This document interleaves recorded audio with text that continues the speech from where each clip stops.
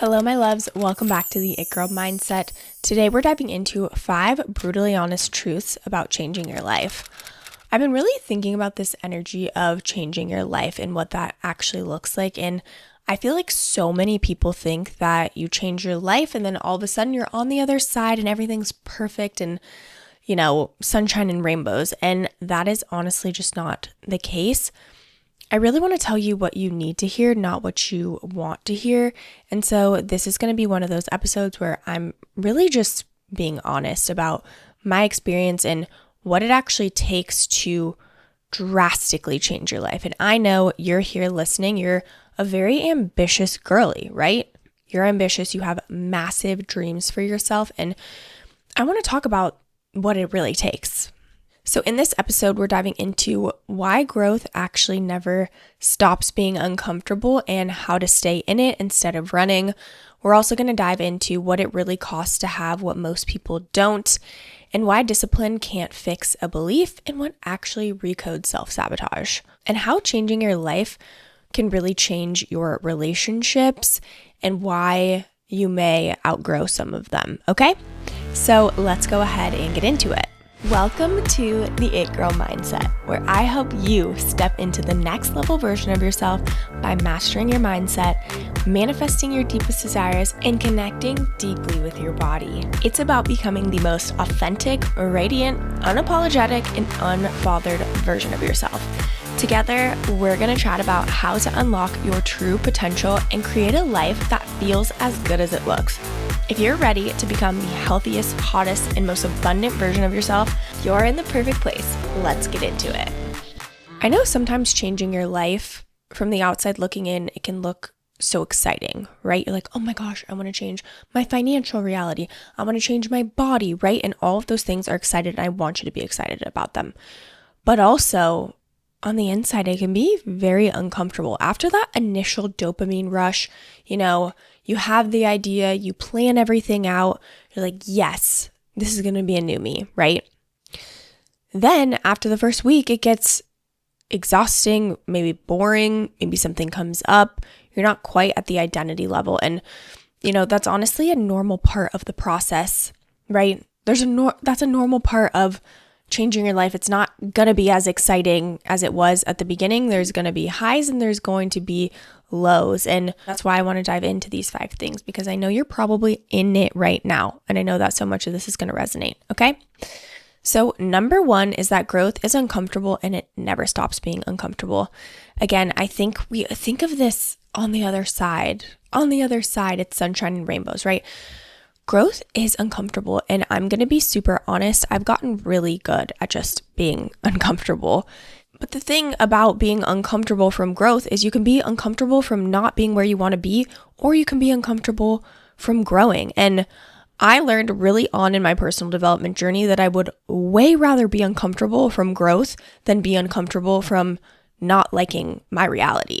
And so it's really about choosing what you want. But again, I want you to understand that growth is always going to be uncomfortable, because it's always going to be new levels and peeling back the onion layer, right? You're not going to graduate out of this uncomfortable feeling, but the more you start to get comfortable with being uncomfortable, the more you allow yourself to sit in it, the more you allow yourself to push past barriers that you didn't know you could push past, is how you get good at staying in that feeling. I have an obsession with growth, and I'm grateful for that, because it allowed me to, again, I'm never settling. If I get too comfortable, I'm always like, okay, what do I need to do to get uncomfortable? Or the universe kicks me off a cliff and I am uncomfortable altogether. I'm actually going through a transition right now where the universe was trying to tell me something over and over and over again. Little old me was like, I'm just going to ignore. It's not that loud yet, right? Like, it's not that loud. And the universe kicked me off a cliff.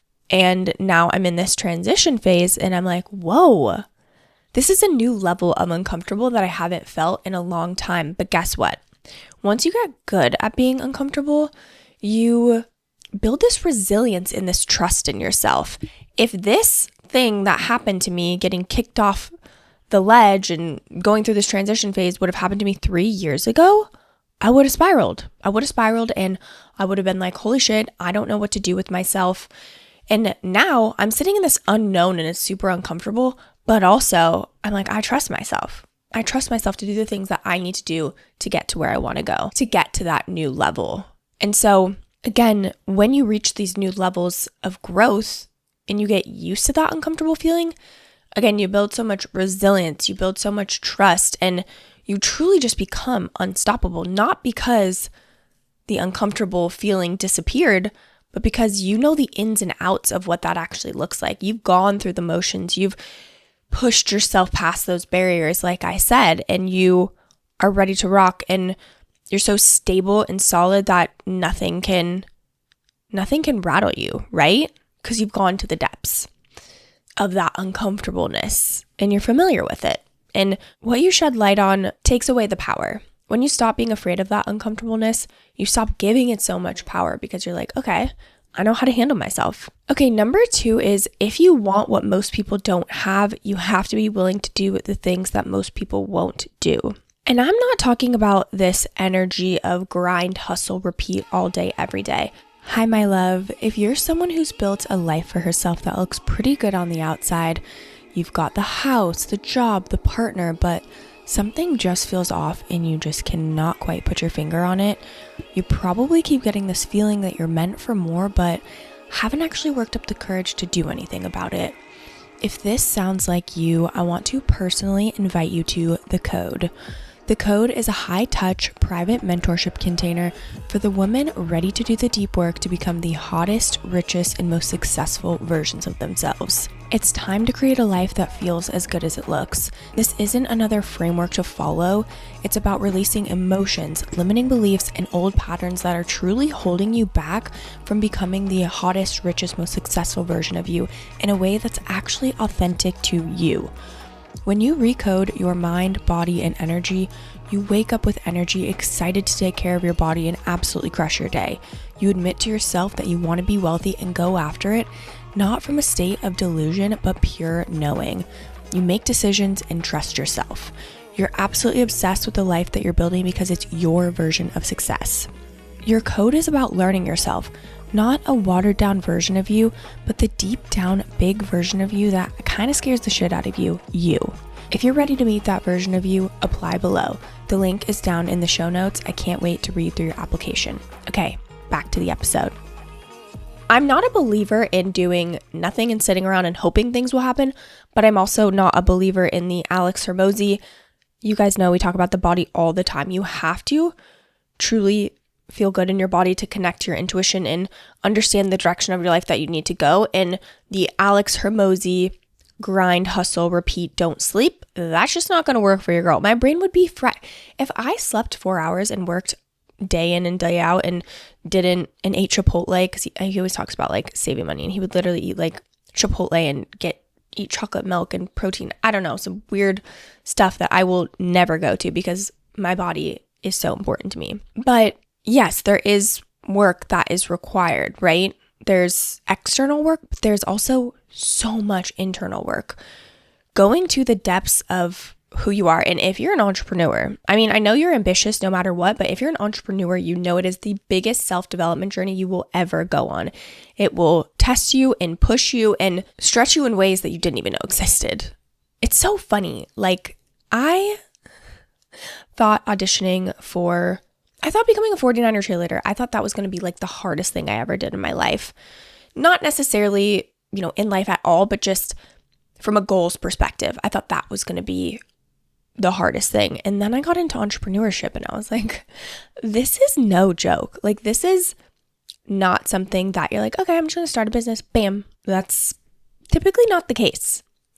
And again, you learn so much about yourself, especially in the coaching space, where for a really long period of time when I first started coaching, I attached so much of that to my worth. So if I was getting clients, I was like, oh my gosh, I'm amazing. I'm the best. And then if I wasn't getting clients, I'm like, something's wrong with me. I suck at coaching. I'm not a good business owner. XYZ, all the stories that we tell ourselves, right? But again, there's so much of this work that is so internal and so deep. And so many people aren't willing to do that. There are entrepreneurs like Alex Hormozy who hustle, grind, repeat, and you can do that and be successful, but you're probably going to be miserable, right? Even I watched the interview of Alex Hormozy and, oh my God, why am I blanking on his name? Tony Robbins. The interview that Tony Robbins did on Alex, or was it the other way around? No, Alex actually interviewed Tony Robbins, but he was asking so many questions about Alex, and he was talking about how, he made the money and he's like, now what? Right? Now what? I don't have purpose in my life other than money. And then he talked about having a kid and how that provided so much purpose for Tony Robbins. And now I'm pretty sure Layla is pregnant, Alex Hormozy's wife, if you're not familiar. And again, so you can grind, hustle, repeat your way into things, but you're probably going to be miserable. And one day you're going to come back to doing the deep work anyways. So you might as well do the deep work on this journey. If you want to have the things and have this crazy, successful, magical life, you have to be willing to do the things that people won't. And so many people are not willing to go in. So many people are not willing to put in the time and the effort and the passion behind what they know that they're meant for. And that's for a lot of different reasons. But to change your life, you got to be willing to do the things, right? You can't just sit around and hope that something changes. You have to take action. And whether that's internal that you feel like you need to do, or that's external, you'll know. You'll have this intuitive knowing. Whatever you feel in your body where you're like, oh, I've been grinding, but I haven't been doing the internal work. I haven't been taking care of myself.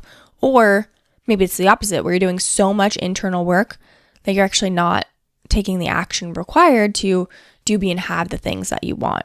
Number 3 is you have to feel like you already have it first. What's so interesting about this is it doesn't even feel that exciting once you get it, because you've already felt what that feels like beforehand. And I want to give you an example of what I mean by this. And you guys, these podcast episodes are always, I have these come to Jesus moments where I'm like, oh my God, that's why. I try to flashback and, oh, wow, that makes so much sense. So every single morning, and I know I've told this probably 1,000 times, but if you're new here, I told myself every single morning, whatever pro dance team I was auditioning for, I was like, I'm a 49er cheerleader. I said that every single morning to myself. When I was I brainwashed myself. When I was auditioning for a Warriors dance team, I was telling myself I'm a Warriors dancer every single morning. And I believed it. I wasn't just saying it, but I was also acting like it. I was going to the gym in the mornings. I was practicing dances. I signed up for a pro dance team training program where I, every single weekend, dedicated my weekends to going and dancing. And so I was showing up. I was saying the words, but I was also showing up so I had that evidence to reaffirm my affirmation, even if I wasn't actually a professional dancer yet, right? But what's interesting is when I found out that I finally made the team, and this was after 49ers, I auditioned, made it to finals, did not make the team, I got cut. I was a Warriors dancer, made it to finals, made it to training camp where they actually announced that you're on the team and you practice with the team, and I got cut. I tried out again for 49ers, and that was the year that I made the team. When I saw my name on the list and found out that I made the team, I was very surprised by my reaction. I was excited, but I wasn't screaming my head off excited. And what I just realized is that was because I had already claimed it in my mind. I already knew it was true, and I had already accepted it at a very deep subconscious level. And so when I got it, it was like, oh yeah, duh. Even if consciously it hadn't caught up with me yet, that's why my reaction was not screaming. When I made it to Warriors training camp where they announce your name and you basically practice with the team, I remember I was in my sister-in-law's house and I was number 4 or something. So I was the second name that they called. I screamed my head off. My sister-in-law was there and my niece, I want to say she was 1 or 2. She was so young. I screamed my head off. I'm crying. I hug my sister-in-law. Cora just starts bawling her eyes out. That's my niece, because she was like, why is everyone freaking out? But again, not that you're not going to be excited about your accomplishments and stuff, but the duality of how excited I was and how shocked I truly was with that, and when I made the team for 49ers, really shows me I had claimed and accepted that I was going to be a professional dancer at that point at a subconscious level. Subconsciously, when I made Warriors, I don't think I had really accepted that because I was shocked. I wish there was I don't know, there actually might be a video, but oh my gosh, I just have a vision. But it's so interesting. Again, and what I mean, like, you have to claim it. You have to believe in yourself. You have to act as if you have the things that you want. Because in turn, if you claim that you have them, you will show up as that person who has the things. Okay? It's a self-fulfilling prophecy. If you believe that you're worthy of having the things that you want, you will in turn show up as that version. Just like with the dance example I gave you. Same with your body.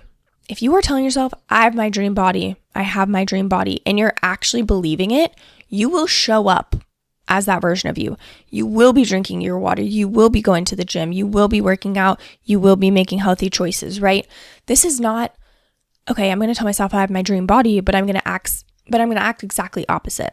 I'm going to sleep in, skip my gym sessions, go binge eat, go to happy hour with the girlies and completely ignore my goals, right? That's not what this is. So since you're going to be doing the action and showing up while also brainwashing yourself and knowing and claiming that you have your dream body, once you get there, you're going to be like, oh, I knew it. Because you've already accepted it and claimed it at an identity subconscious level. But again, it won't be some huge, oh my gosh, wow moment because you've already felt that feeling of having it. Okay? Your brain is blocking you from the wealth, the body, and the success that you desire. So I created a free quiz that finds exactly what your specific block is. If you've ever taken your Sunday to map out your perfect healthy habit plan over the week, only to fall off a week later, if you've started taking real action towards your financial goals, then all of a sudden you start questioning whether you actually deserve the money you desire. If you know exactly what you're capable of, but somehow you're still stuck in the exact same place, running on this hamster wheel, this quiz is for you. If you're not where you want to be, this isn't about discipline. There's a specific block underneath it, and until you know which one it actually is, you're just going to keep repeating the same patterns over and over again. Again, this free quiz is going to find your exact block in under 2 minutes, and you'll also receive your recoding map so you know all about your specific block and exactly where to focus your energy first to recode it. The link is down in the show notes, my love, so go ahead and take it. All right, number 4, you'll outgrow people and it will feel like grief. The version of you that has the thing can't keep every relationship that the current you has. And nobody really tells you this. And this is, I'm not telling you that you can't be friends with your friends or whatever it may be, but I'm just going to be brutally honest. When you go deep with yourself and you drastically change your life, there are people that will accept your success and there will be people who are jealous of it and will probably act out. You will find out very quickly who is in your corner and who is not in your corner. I've had this many times. I've lost friendships and gone through friendship breakups. I know I've talked openly about that on my episodes. And it is so painful, even if you know that those relationships aren't meant for you anymore. And I'm not in the business of like, okay, you're done. I actually really struggle to let go of relationships because I really, really try to see the good in people. And I want people to see that in me too. And, I did not expect to get emotional about this, but there are a couple really good friends that I've had in the past, and I thought they would always want the best for me, and that is just not the case.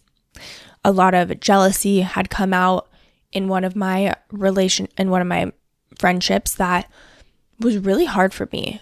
And at that time, I didn't know that I was outgrowing the relationship, right? I just was mad that she couldn't be happy for me. Whether or not you want to, you will outgrow relationships and it's going to be hard. But you get to pick and choose. You will always have a choice, okay? You just have to decide what's best for you. And again, I'm the kind of person that I hold on to a relationship because I want to see the best in them. I want to support them. I want them to see the best in me. And it can be really challenging.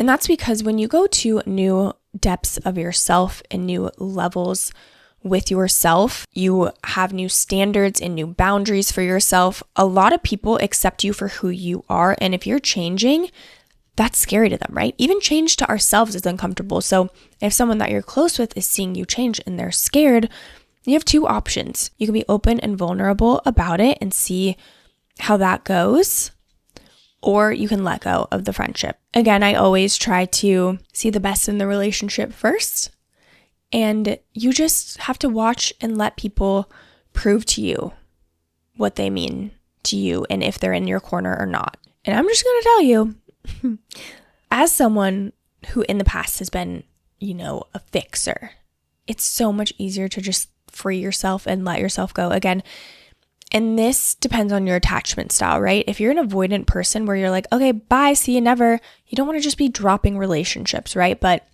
it is true that sometimes letting them go, that doesn't mean forever. Maybe they come back later on, but it's just going to free yourself of so much blame and guilt and shame when you allow yourself to just let go of things that no longer serve you. Yes, that's relationships and friendships, but also things and environments and everything in between. But again, this is something that I genuinely was not expecting. My best friend from high school, I genuinely thought she was going to be my best friend forever. We were so close. We were the kind of people who we were best friends and we would have a lot of acquaintances. So we would go and hang out with a bunch of people, but it felt like it was me and her against the world. And things change, people grow, some people stay the same. And that just, I don't know, I always like to think of it as this graph. Even if you guys are both growing, but at different rates, you guys are on different trajectories. And if one person's staying the same and you're growing, look at that distance, right? You're just growing apart and that's okay. And I wish I just would have learned this a little bit earlier on, that it's okay. People aren't going to be your best friends forever. And that's not to discount your relationship and what it was. It's important and they were an important part of your life. But it's also okay to accept that they are not your people anymore. If you outgrow people and it feels hard and it sucks, just know you're not alone in that, okay? Okay, number 5 is no amount of discipline fixes a belief. If underneath it, you don't believe that you actually deserve it, you are going to self-sabotage every single time. It's not about more willpower, okay? The willpower is working with your conscious mind. That is 5% of your actions, your habits, how you show up, how you take action, your behavior. 5%. 95% of that is subconscious. 95% of your behavior, how you actually show up and take action, is subconscious. That's why you need to get to the root. Okay, yes, you can use willpower and discipline, but you will always default to your identity and your subconscious beliefs. That's why you might be able to willpower yourself for a week, a month, maybe even 6 months. But if you are not working on those beliefs underneath it, you are going to continue to default and self-sabotage back to what your brain knows as safe. You need to change your identity, your beliefs, and in turn will change your behavior. Stop trying to out-discipline someone and start working on what you actually believe you're worthy of. There are so many different limiting beliefs and emotions, like fear of failure. I just talked to a client the other day and we were talking about, she had this frustration around rejection. It wasn't even that she was afraid of it. It was more just this annoyance around it. Now I'm going to have to do this and this and this because this thing didn't happen. There are so many ways that it can show up, but a big limiting belief that I see a lot is all about feeling worthy. Do you actually believe that you're worthy of having the thing? You listening to this right now. You see a girl online making $50,000 months. You brush it off. You're like, oh, that can never be me. But why? Why could that not be you? What's the difference between you and her? The biggest difference is she decided that she was worthy. She decided that she was going to go after what she truly wanted. She decided that she was not going to take no for an answer and went for it. Okay? And that's what I want for you too. That's why this recoding and this belief and subconscious work is so powerful. It's not just about attracting things into your life. It's about changing your actual behavior and changing who you are. I have changed so many times. And I'm going to continue to change and reinvent myself. But in the process of changing and reinventing myself, I also know I'm worthy of the things that I want. I'm not waiting until I get the thing to be I'm worthy now. I'm not waiting until I'm making millions of dollars a month to be like, okay, now I'm worthy. No, I believe I'm worthy of that. I'm claiming that. I'm worthy of having the body that I want and desire because I have it and I love it and it's great. I'm also worthy of making as much money as I want, as much success as I want. It's just, are you willing to do what it takes? Are you willing to do the internal work to change who you believe that you are and that you're worthy of the things? And are you willing to take action? You guys know I'm a disciplined person. I don't ever want you to think that we're not putting in the work as well, because it's a really big piece of it. But the work isn't going to feel miserable. That's the beauty of subconscious reprogramming, is it makes the work feel easier. Stop trying to out-discipline anything. I want you to do the internal work that it actually takes to change your life. Okay, my loves, those are the 5 brutally honest truths about changing your life. Again, I really wanted you to see what it's like. I know you're going through it right now. I just want to validate you in that changing your life seems exciting from the outside, and I literally have built my life around it, my career around it. Like, I love it and I think it's exciting, but there's also the duality and the other side of things as well. I always want to be open and honest and transparent with you, and I just want you to know you're not alone in this journey. We're in this together, my queen, okay? Okay, I have one more thing I want to talk to you about, but before that, if you don't already follow me on Instagram, I know there's so many of you that don't, go follow me at Ashley Robuts. Just share with me which hard truth hit home the most, and we can chat about it. I just love connecting with you girlies, or you can even comment down below too. Reach out to me in the DMs. I would love to hear from you and chat with you. I love getting to know the podcast girlies. Okay, the last thing I wanted to talk about, I'm in my intuitive, energetic era, and I got this Oracle deck. And it's been really powerful to help me connect with my intuition. I absolutely love it. But I pulled 2 cards because I was like, okay, what do the girlies need to hear on this episode? Okay. So I actually pulled 2 cards. And what's really interesting is with these cards, it's about the word on it, but it also has a color. And the 2 cards that I pulled are sadness and confidence. And I pulled sadness first. And what I find so interesting about pulling these 2 cards is the duality between the two. Sadness and confidence seem like opposites, and I feel like that's what this whole episode is really about, is there is so much amazing good and life-changing things that come from actually changing your life and doing the deep work, but there's also the other side where it can be dark sometimes, and it can be lonely, and it can be scary, and it can be overwhelming, but you're the ambitious girly. I know that you're in it for the long run, but just validating you in the sense that, like, if you are feeling sad or down or self-doubt, whatever it may be, that doesn't mean that you shouldn't keep going. That doesn't mean that you should just give up and say, okay, screw it. Like, I'm over it. I'm done.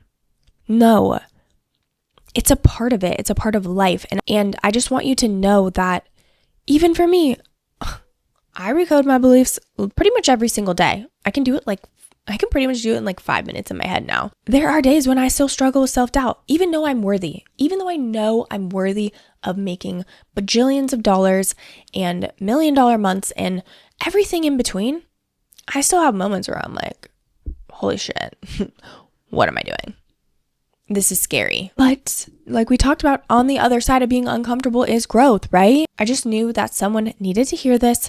There's always going to be this duality, right? There's sadness, there's confidence, there's being uncomfortable, there's growth, there's outgrowing people, but there's also meeting new people, right? There's so much duality and balance to both sides of this. And I just knew that someone needed to hear that, okay? Honestly, it's a powerful reminder for myself too. You know, there's duality and highs and lows no matter what you're doing. And again, I would rather be uncomfortable striving to live my best life and accomplishing my goals than I would be to be uncomfortable hating my life or hating my body or hating how much money I was making, right? I want to be uncomfortable going and doing the things that I say I'm going to do and proving everybody wrong. I love doing that. Whenever someone doubts me, I'm like, ooh, thank you. You just lit a fire under my ass. So thank you so much. We love a little healthy revenge energy. You know what I mean? But anyways, that wraps up this episode, my loves. Thank you so much for being here. I absolutely love being on your screen and in your ear. Don't forget to rate and review the show. It really helps the podcast grow to, just really help as many ambitious women as we possibly can go after their dreams and enter their rich, hot, successful era. Okay, my love. Okay, my loves, thank you so much for being here. I love you so much, and I'll see you in the next episode.